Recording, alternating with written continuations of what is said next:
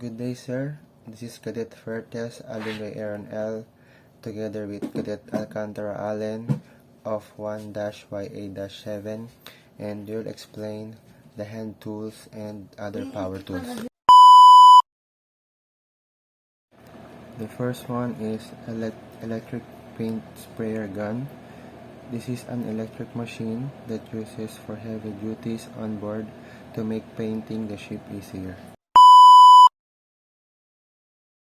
Second is bullpen hammer.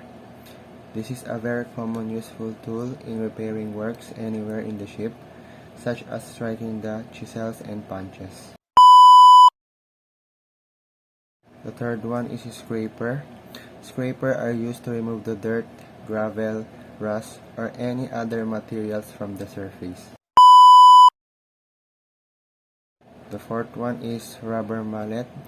This is a commonly used for forcing tight fitting together, such as repairing dents in metal and woodworking.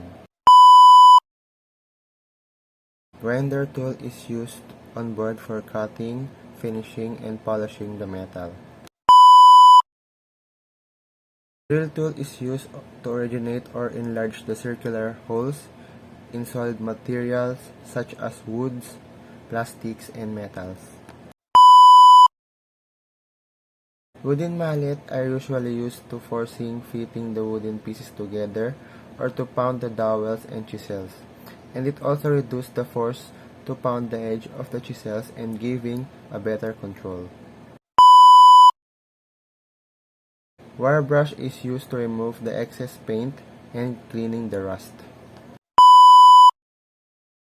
A bench grinder is a machine that drives an abrasive wheel and may be used for sharpening tools such as forelock, machine drills, bits, or shaping work materials.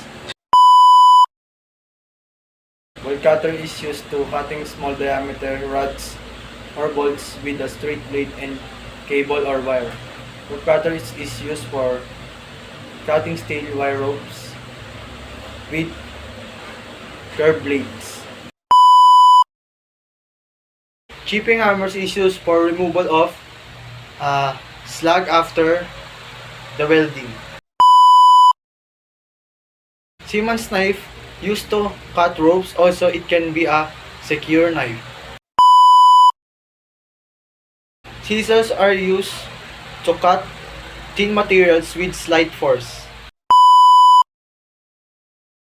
Paint roller is a paint application tool used for painting large flat surfaces rapidly and efficiently.